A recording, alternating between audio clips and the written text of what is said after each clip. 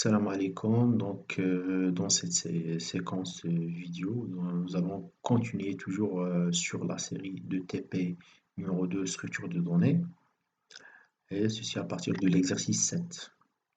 Alors, l'exercice 7 consiste à effectuer une modification sur une variable passée en paramètre qui est de type étudiant. Alors, question 1, écrire une procédure, modifier étudiant. Cette procédure, ça va prendre un étudiant en paramètre et va modifier les caractéristiques de l'étudiant passé en paramètre. Deuxième question, tester cette procédure dans la fonction principale main. C'est-à-dire, nous allons tester la procédure modifier étudiant sur un étudiant déjà déclaré et puis afficher cet étudiant avec la fonction qu'on vient de créer dans l'exercice 6 et voir l'effet de cette modification si c'était appliqué ou non.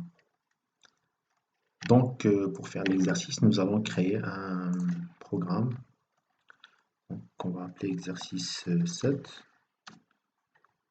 Dans ce fichier-là, nous allons copier le code de l'exercice 6 pour exploiter les fonctions précédemment créées dans l'exercice 6. Donc, l'objectif, c'est de pouvoir par la suite, dans le programme principal main, faire modifier un étudiant sur un étudiant précédemment déclaré. Et bien sûr que pour pouvoir modifier, on va passer l'adresse de la variable. Et puis, on va essayer d'afficher à nouveau l'étudiant modifié et ça va donner la modification effectuée sur l'étudiant E. Alors, qu'est-ce qu'on doit faire pour la création de cette procédure-là? Alors, automatiquement, puisqu'on a, lors de l'appel, on a dit que si on veut modifier une variable, on doit la passer par adresse.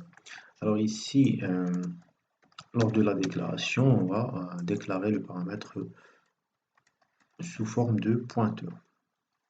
Pourquoi le déclarer ici sous forme de pointeur? Parce que si vous vous rappelez dans le cours, qu'est-ce qu'on a dit? Lors du passage, alors ça, ce paramètre-là, on l'appelle paramètre réel, et ça, c'est paramètre formel. On a dit dans le cours que lors du passage lors de l'appel d'une procédure, qu'est-ce qui va se passer? On passe la valeur du paramètre réel vers le paramètre formel. Ceci, ça va créer en fait quoi? Si on va mettre cette écriture-là, ça va affecter l'adresse de E dans la variable du paramètre formel. Je vais mettre ici E1 pour ne pas avoir un conflit avec E, ici, c'est-à-dire différencier le paramètre réel avec le paramètre formel. Et ceci aura une influence, c'est que donc ça va copier la valeur adresse E dans E1. Ceci, ça va créer par conséquent un lien, c'est-à-dire pointeur E1 vers la structure E. Et par conséquent, si on va modifier E1, qui est le paramètre formel, à l'intérieur de modifier étudiant de cette procédure-là, les modifications apportées par E1 seront directement affectées, seront directement apportées à la variable E. C'est le moyen qui existe pour modifier une variable passée en paramètre. Alors pour le code de la fonction modifier étudiant, ça serait le même code que la fonction créer étudiant, en fait, sauf que donc ici la fonction de modification, qu'est-ce qu'il va proposer? Juste un message disant que vous allez écraser, vous allez taper des nouvelles valeurs pour cet étudiant E1. Donc ça va être le même principe que la fonction de création, juste que ici on va mettre saisir ou bien nouvelle saisie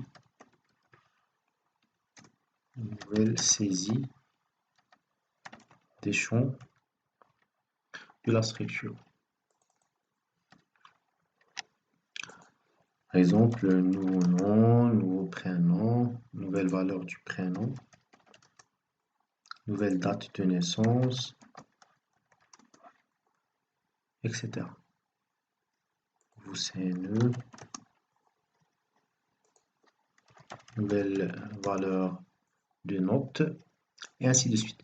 Alors normalement, qu'est-ce qu'on doit faire pratiquement dans un cas concret, normalement, on doit poser une question à l'utilisateur disant est-ce que vous voulez modifier tel ou tel champ? Par exemple, on doit lui dire voulez-vous modifier le nom? Oui ou non? Et il va répondre. Alors, s'il va répondre par oui, alors à ce moment-là qu'on va donner la fonction de lecture. Sinon, on va passer au champ suivant, et ainsi de suite.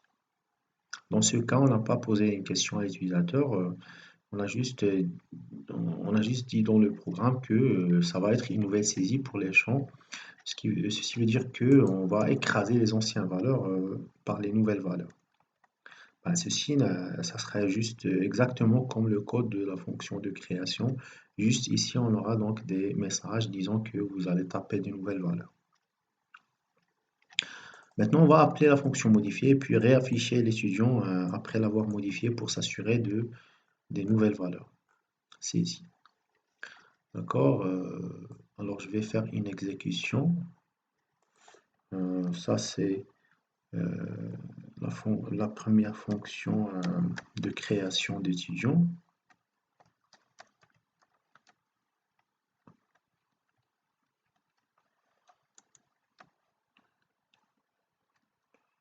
Donc, j'essaie de faire juste des valeurs de test pour faire vite.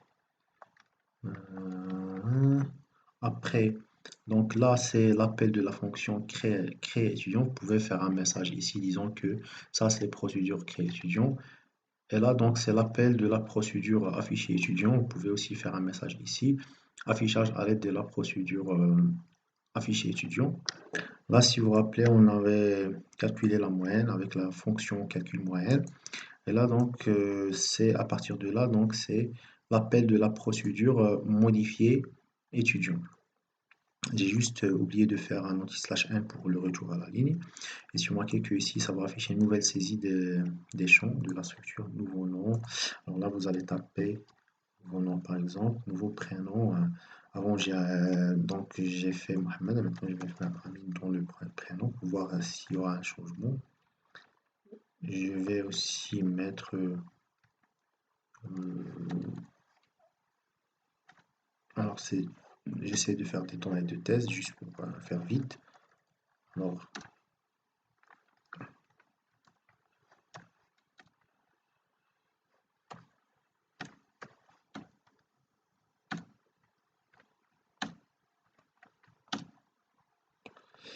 alors là, donc, comme vous voyez, donc, lors du deuxième appel à la fonction affichage, ça affiche les nouvelles valeurs saisies. Si vous avez remarqué ce que je viens de saisir lors de la fonction de modification, ça a été affiché lors de l'appel à la fonction afficher. Donc, les mêmes valeurs que j'ai saisies ici, mais pour les notes, mais toutes les valeurs que j'ai saisies pour les champs, ils ont été affectés parce que donc j'ai passé la variable e par adresse et puis les modifications ont été correctement apportées.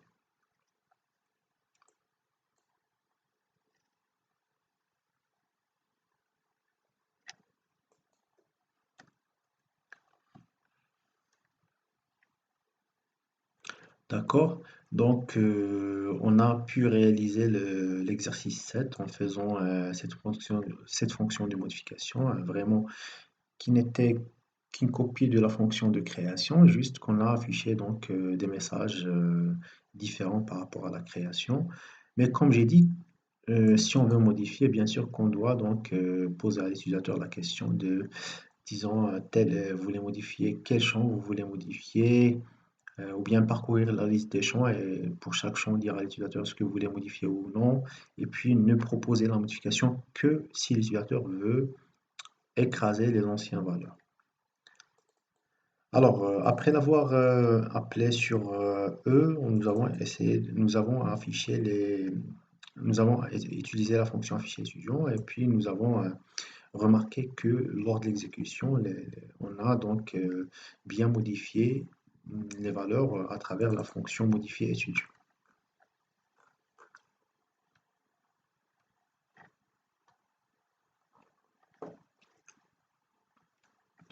Alors maintenant, nous passons à l'exercice 8. Alors, de la série TP2,